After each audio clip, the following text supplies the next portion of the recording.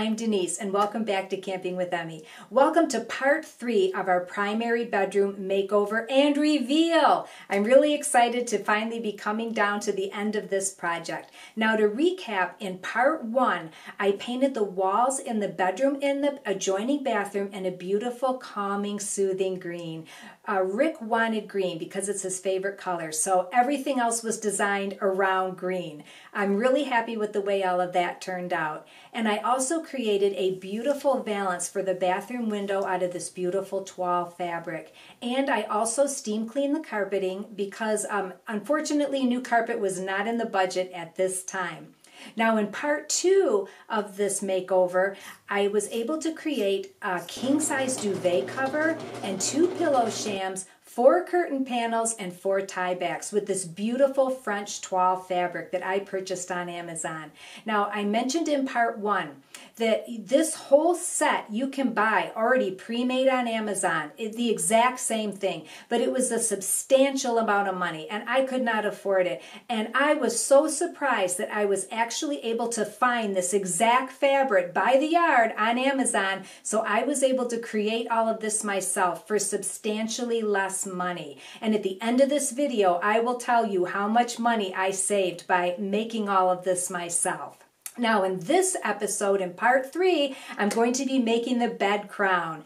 I have never made one. I've never done one before, but I always loved them. I thought they were really cool, and I'm really excited to be able to do one in our primary bedroom. So without further ado, let's get this show on the road.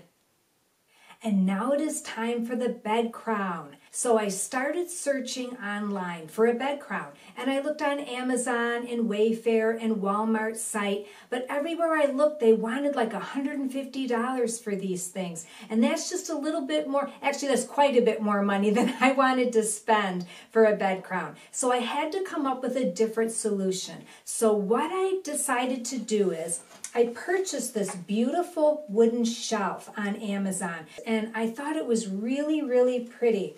And what you need is for the whole inside of it to be open so that you can get your tension rods in here.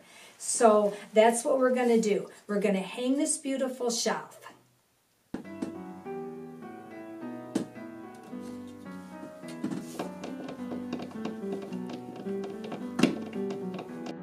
Okay, boys and girls. If we did our measuring right, this is going to go on perfectly. Oh. Fingers crossed.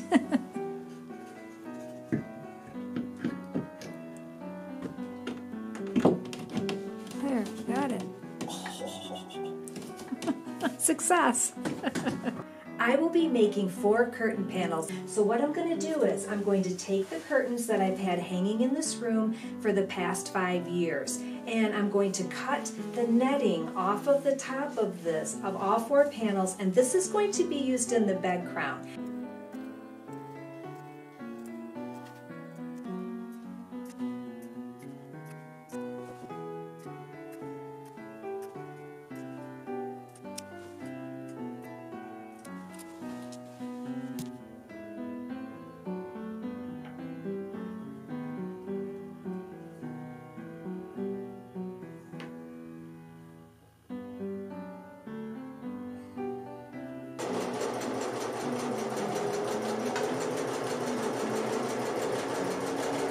I'm going to be using tension rods inside the wooden shelf. The rod in the back is going to hold the white netting, and the rod in the front is going to hold the toile fabric.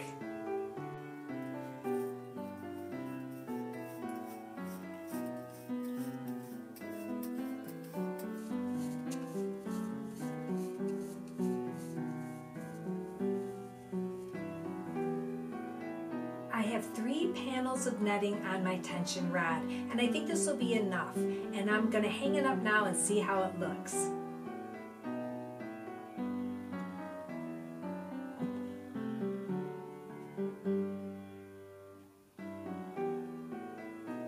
My 3 panels of netting are up, and I think it looks beautiful. And now it's time to work on the toile fabric. Now what I'm going to do with this is I am going to use one single panel for this. And there's a couple of reasons for that. The first reason being it's all the material I have left is one single panel. It is, however, several inches longer than the curtain panels were. I'm going to be cutting this material in half lengthwise, and I think that will be more than enough material to drape on either side of the headboard. Also, because this linen fabric is heavy, that will also reduce the amount of weight on the tension rods so that it won't potentially fall and smack us on the head during the night while we're sleeping.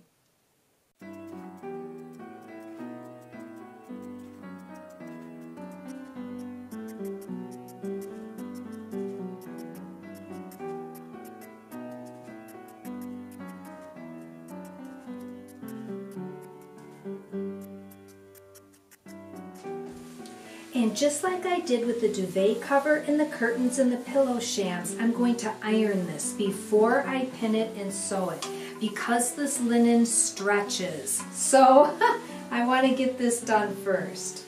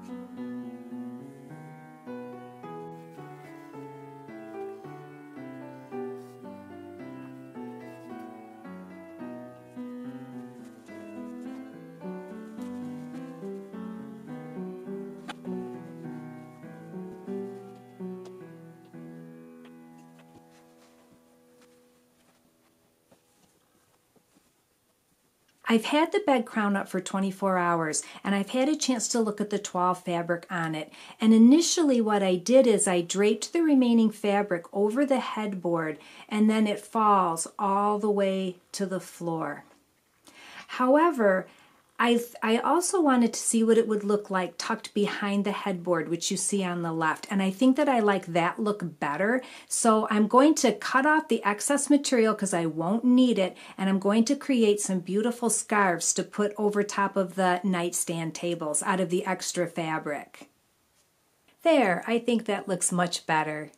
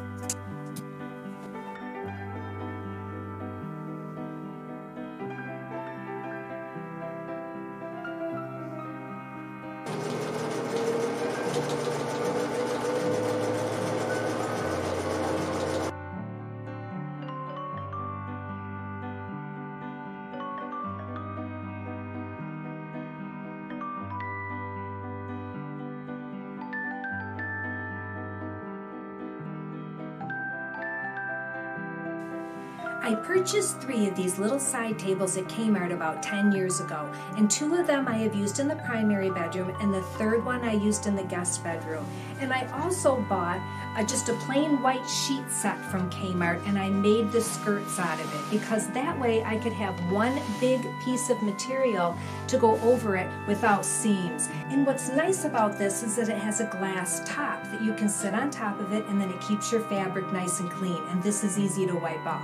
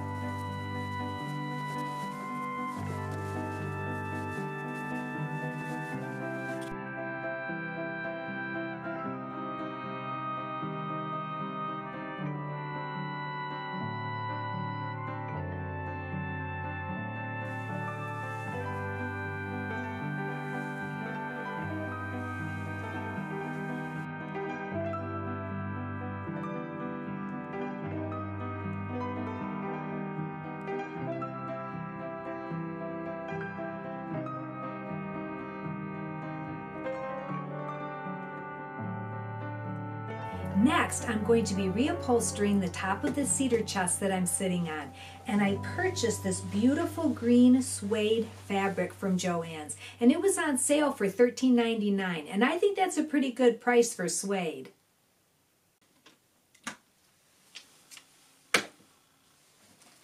But before we get into the reupholstering, I thought I would show you a few things that I have in my cedar chest. Now, I have had the cedar chest for about 40 years, and I have a lot of stuff in here. But I'd like to show you, I have two adorable little cotton dresses that were my mother's when she was a little girl, or I should say a little baby. And so these are about 86 years old. But look at how sweet this is. There's a blue one, and then there's the white one, like this. So adorable, and it has very delicate little embroidery up near the front. And then this adorable little dress here as well. And it also has beautiful embroidery and little teeny tiny buttons. Is that the sweetest thing? I am so happy that I have these. Now this outfit was mine when I was a baby, and they used to line the pants with plastic years ago. Also, I have some of my children's stuff in here. This was one of my favorite outfits that was my son's when he was a baby, and it's just so adorable. And so I kept some of my children's clothes as well. And I also have a few things of my daughter's as well when she was little. I have her first pair of ballerina slippers. I have this beautiful, beautiful Christmas dress that she wore when she was little.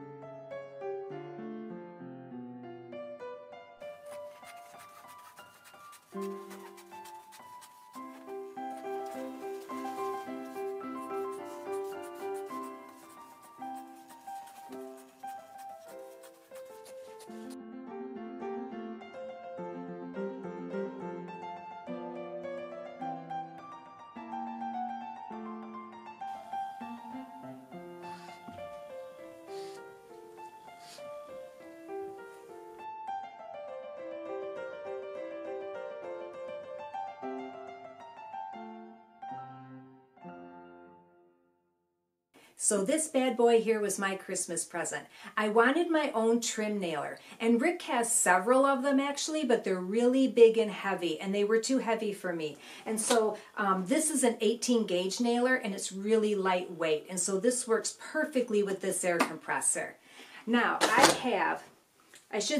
Rick and I have two smaller staplers, and this is a multi-purpose one. It can be used for many different projects. However, this one is actually an upholstery stapler, and this is what I'm going to be using today with this air compressor.